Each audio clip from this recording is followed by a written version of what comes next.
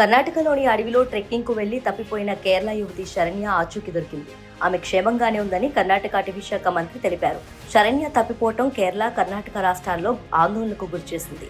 Kerala CM Pinarayi Vijayan విజ్ఞప్తి మేరకు భారీ సర్చ్ ఆపరేషన్ చేపట్టింది కర్ణాటక ప్రభుత్వం. డ్రోన్లు, జాగిలాలు, అటవీ శాఖ సిబ్బందితో పాటు ప్రత్యేక బలగాలతో అడవిలో ముమ్మరంగా గాలించింది. 4 రోజుల తర్వాత శరణ్య ఆచూకీ కనిపెట్టింది.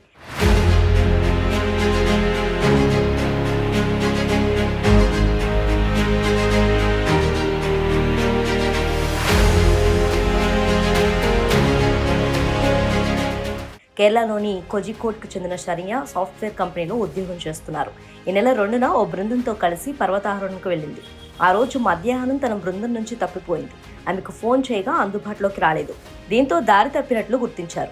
మరుసటి రోజు స్థానిక పోలీసులకు ఫిర్యాదు చేశారు. అప్రమత్తమైన రాష్ట్ర ప్రభుత్వం గాలింపు చర్యలు చేపట్టింది. అయితే కర్ణాటకలోని తడియన్మల్ దట్టమైన అటవీ ప్రాంతం కావడంతో సర్చ్ ఆపరేషన్కు ఇబ్బందిగా మారింది.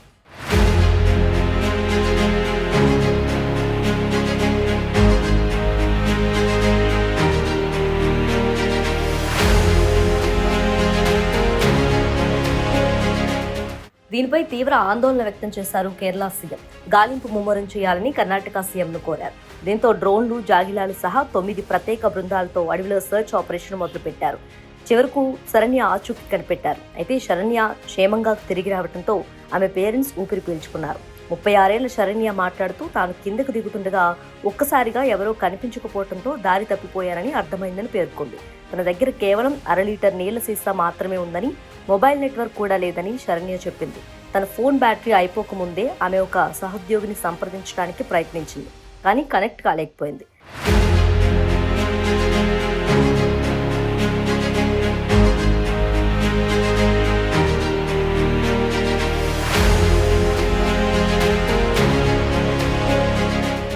దారి తప్పిపోయిన తర్వాత శరణ్య మొదటి రాత్రి ఒక జలపాతం దగ్గర గడిపి ఆ తర్వాతి 3 రోజులు సహాయం కోసం దట్టమైన అడవిలో తిరిగింది.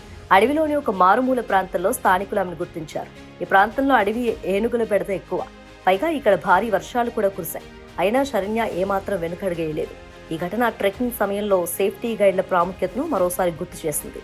అయినా శరణ్య ధైర్యం, మనస్తత్వం అందరికీ స్ఫూర్తి. Bottle of water, no network, కానీ నో ఫియర్. ఇదే ఆమె సర్వైవల్ స్టోరీ.